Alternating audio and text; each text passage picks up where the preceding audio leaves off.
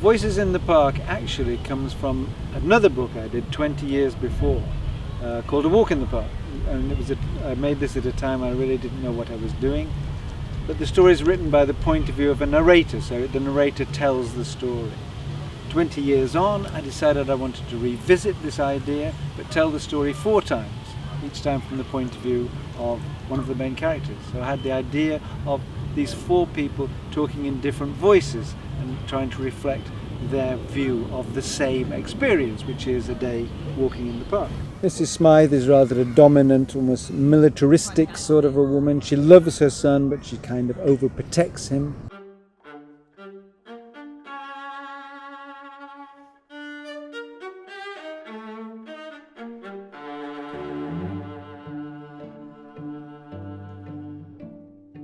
It was time to take Victoria, our pet Labrador, and Charles, our son, for a walk.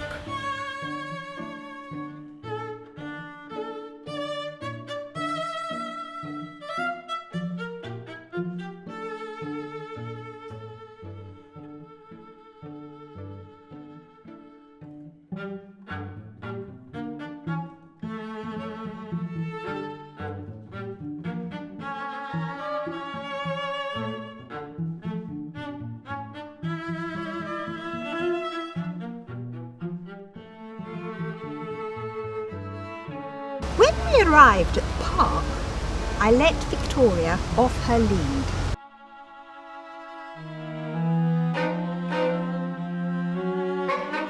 Immediately, some scruffy mongrel appeared and started bothering her. But the horrible thing started chasing her all over the park.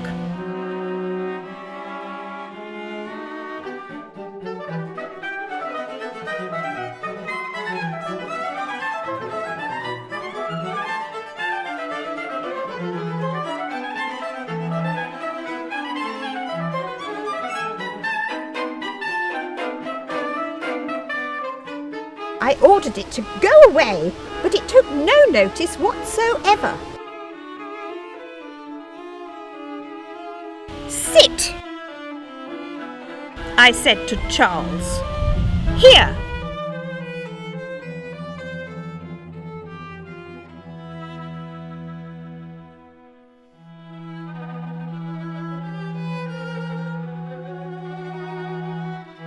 I was just planning what we should have for dinner when I saw Charles had disappeared. Oh dear, where had he gone?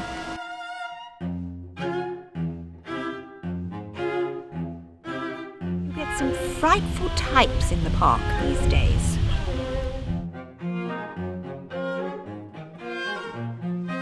I called his name for what seemed like an age.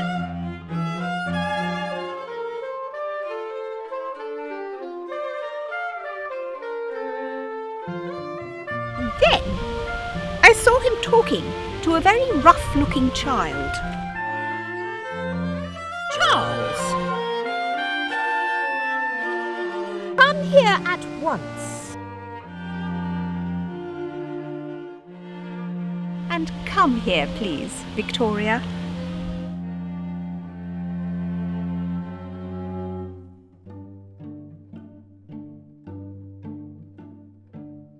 We walked home in silence.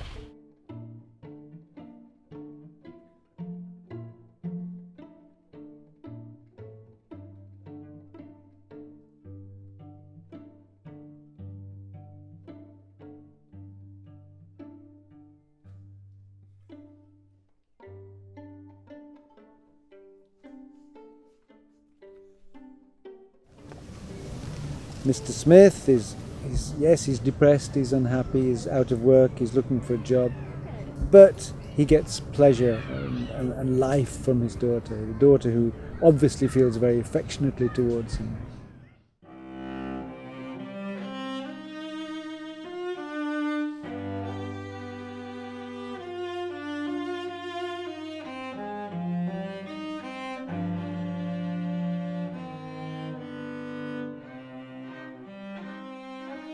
I needed to get out of the house.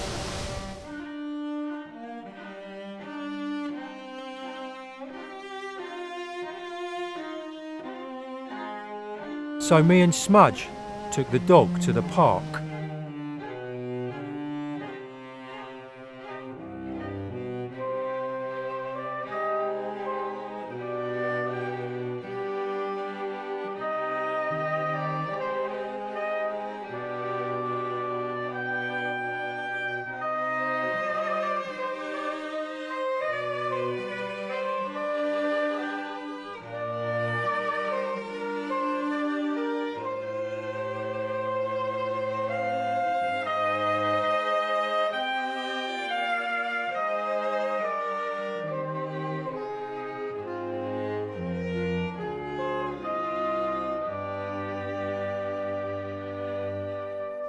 He loves it there.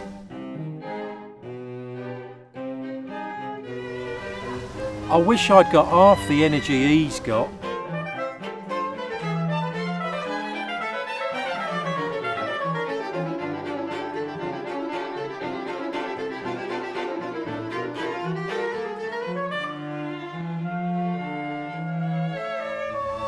I settled on a bench and looked through the paper for a job.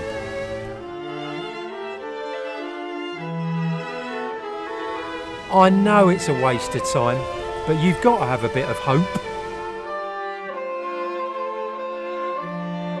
Haven't you?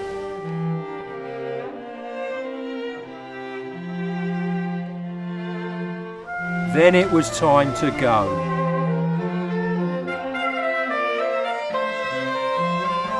Smudge cheered me up.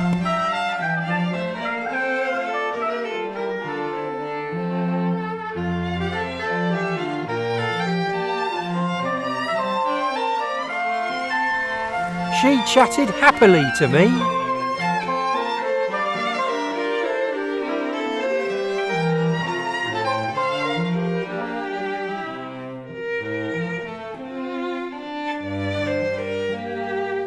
All the way home.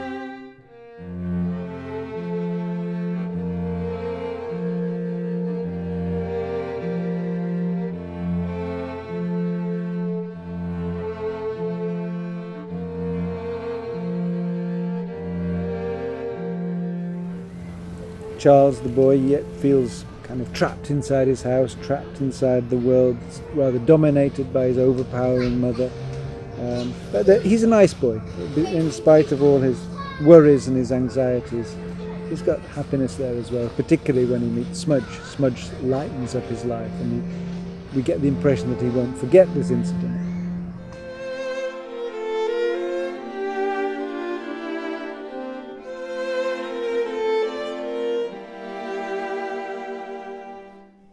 I was on my own again. It's so boring.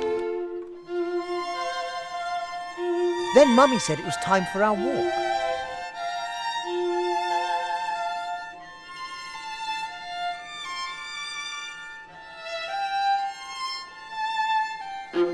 There was a very friendly dog in the park.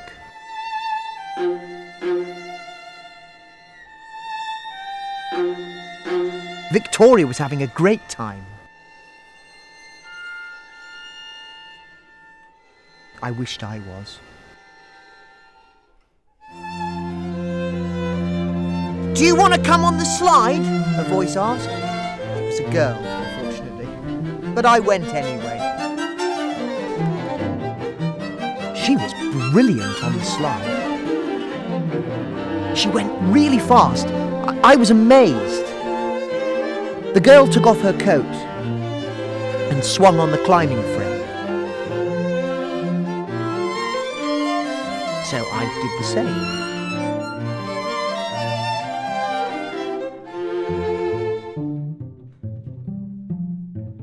I'm quite good at climbing trees, so I showed her how to do it. She told me her name was Smudge. A funny name, I know. But she's quite nice.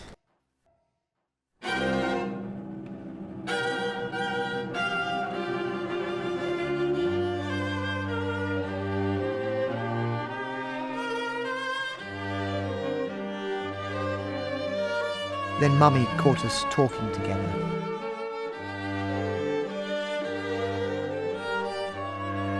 And I had to go home.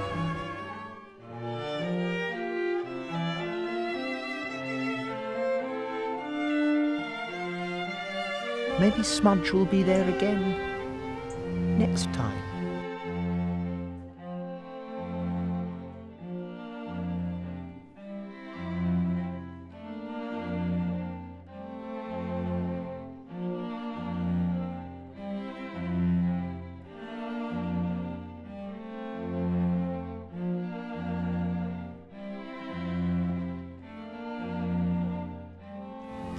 Smudge is a lively, sunny, happy, imaginative child who lightens up the world almost wherever she goes.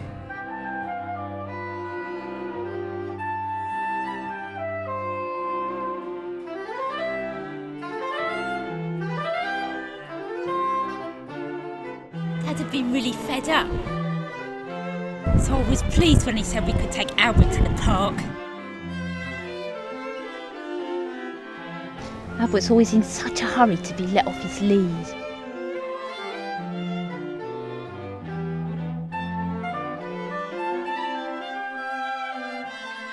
He went straight up to this lovely dog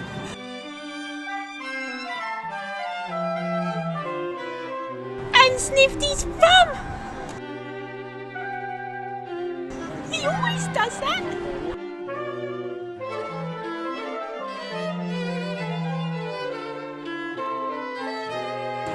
Of course the other dog didn't mind.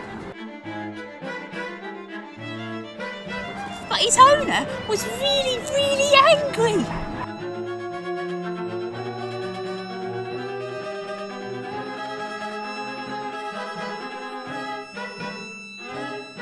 The silly twit. I got talking to this boy. I thought he was a bit of a wimp at first, but he's okay.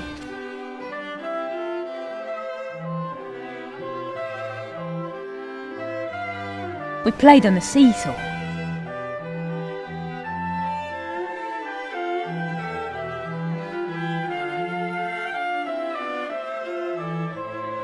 He didn't say much at first, but later on he was a bit more friendly.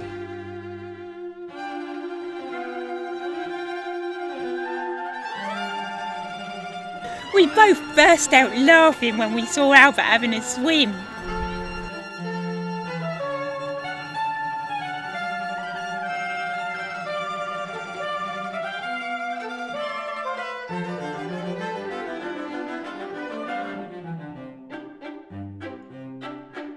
Then we all played on the bandstand.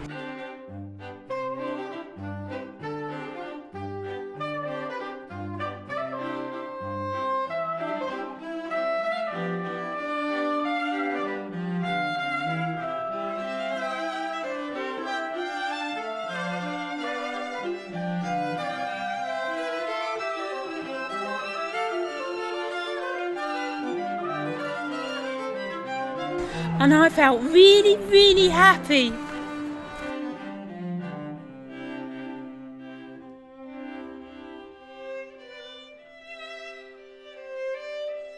Charlie picked a flower and he gave it to me.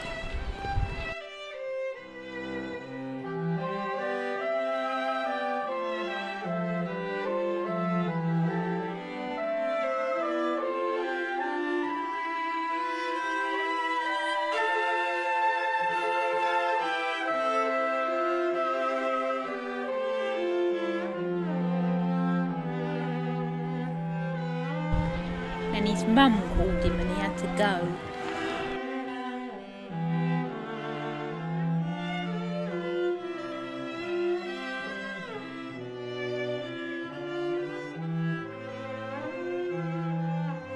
He looked sad.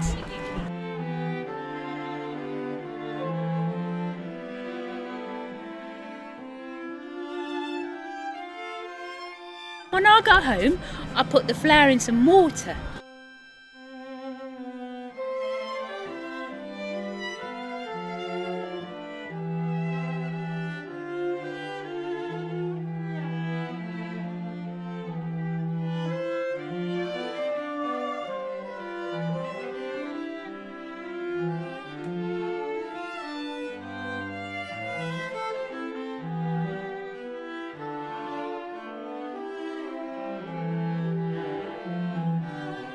And I made Dad a nice cup of tea.